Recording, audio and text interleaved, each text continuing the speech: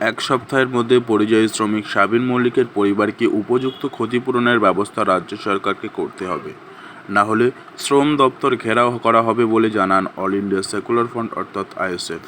আজ কলকাতার গান্ধী মূর্তির পাদদেশে দলের পক্ষ থেকে এক অবস্থান বিক্ষোভের আয়োজন করা হয়।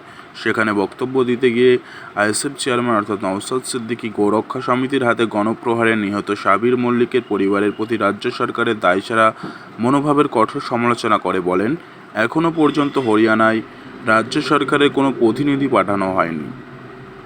পরিযায়ী শ্রমিকদের জন্য যে বোর্ড রয়েছে তাদেরও কোনো ভূমিকা লক্ষ্য করা যাচ্ছে না। পরিবারকে একটা চাকরি দেওয়ার কথা বলা হয়েছে, কিন্তু সেই চাকরি স্থায়ী নাকি অস্থায়ী সেটাও বলা হচ্ছে না। এটা রাজ্য সরকারকে সুস্পষ্টভাবে বলতে হবে। ভিডিওর মাঝে সকলের কাছে একটি অনুরোধ, আইএসএফ অর্থাৎ ইন্ডিয়ান সেকুলার ফ্রন্ট সহ ভাইজানের সমস্ত রকম খবরাখবর সকলের আগে দেখতে আইএসএফ ফরএভার আমাদের এই ইউটিউব চ্যানেলটিকে সাবস্ক্রাইব করে পাশের ঘন্টাটি বাজিয়ে রাখুন।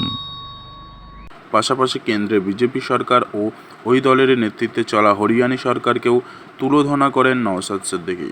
তিনি বলেন, আজ হরিয়ানার ফরিদাবাদে আরিয়ান মিশ্র নামে এক দ্বাদশ শ্রেণীর ছাত্রকে গরু পাচারকারী বলে সন্দেহ করে গুলি করে হত্যা করা হয়েছে। কোন বর্বর রাজত্বে বাস করছি আমরা? এই হত্যাকাণ্ডের বিচার দাবি করছি। তিনি বলেন, হরিয়ানা সরকারকে অবিলম্বে সাবির মল্লিকের হত্যাকারীদের গ্রেপ্তার করে দৃষ্টান্তমূলক শাস্তির ব্যবস্থা করতে হবে। দেশের প্রধানমন্ত্রী ও স্বরাষ্ট্রমন্ত্রীকে এ বিষয়ে যাতে কোনো গাফিলতি না থাকে সেটা দেখতে হবে। সামগ্রিক বিষয়টি পশ্চিমবঙ্গ সরকারকেই দেখতে হবে, শুধু মেকি দরদ দেখানো নয়। রাজ্যের মুখ্যমন্ত্রীকে কেন্দ্র ও হরিয়ানা সরকারের উপরে উপযুক্ত চাপ সৃষ্টি করতে হবে বলে তিনি দাবি জানান। নওশাদ সিদ্দিকী আরও বলেন, রাজ্য সরকারের কোনো ধরনের গণতান্ত্রিক আন্দোলন সহ্য করতে পারছে না। তা না হলে গতকাল হাওড়ার স্টুডেন্ট ফ্রন্টের শান্তিপূর্ণ কর্মসূচির উপরে ওই রকম হিংসাত্মক আচরণ হলো কেন? পুলিশ আধিকারিকদের মুখের ভাষাও ছিল অতি জঘন্য। রাজ্যের মুখ্যমন্ত্রী তথা পুলিশ মন্ত্রী মদেশপুষ্ট বলেই পুলিশের একাংশ এই ধরনের অশোভনীয় অগণতান্ত্রিক আচরণ করছে বলে তিনি অভিযোগ করেন। বিক্ষোভ সমাবেশ আইএসএফ চেয়ারম্যান নওশাদ সিদ্দিকী কংগ্রেস নেতা রাহুল গান্ধীরও সমালোচনা করেন। তিনি বলেন, সংখ্যালঘুরা গণপরিণাম মরে যাচ্ছেন, অথচ তিনি নিশ্চুপ।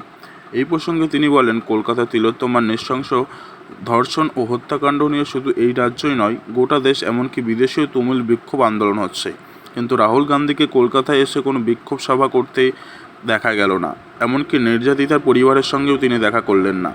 নওশাদ সিদ্দিকী ছাড়া বক্তব্য রাখেন দলের রাজ্যের কমিটির অন্যতম সদস্য শাহাবুদ্দিন গাজী। তিনি বলেন, সংখ্যালঘুদের আবেগকে কাজে লাগিয়ে তৃণমূল কংগ্রেস নেত্রী এই সমাজকে ভোট ব্যাংক হিসাবে কাজে লাগাচ্ছেন, অথচ বিপদের সময় হাত গুটিয়ে বসে থাকেন। এই অবস্থান থেকে বিক্ষোভ থেকে আরজিকর কাণ্ডের দ্রুত বিচারের জন্য সোচ্চার হন।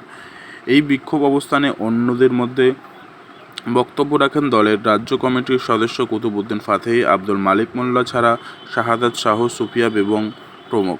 সভাটি সঞ্চালনা করেন পার্টির রাজ্য কমিটির সহ সভাপতি তাপস ব্যানার্জি। উপস্থিত ছিলেন মাহিউদ্দিন আহমেদ, মুসা কালিমুল্লাহ, বাউদ্দিন সহ অন্যান্য নেতৃত্ব। এ বিষয়ে আপনার কি মন্তব্য অবশ্যই কমেন্ট বক্সে জানান। আর এরকম খবর প্রতিদিন সবার আগে দেখতে অবশ্যই আইএসএফ ফরএভার এই ইউটিউব চ্যানেলটিকে সাবস্ক্রাইব করে রাখুন।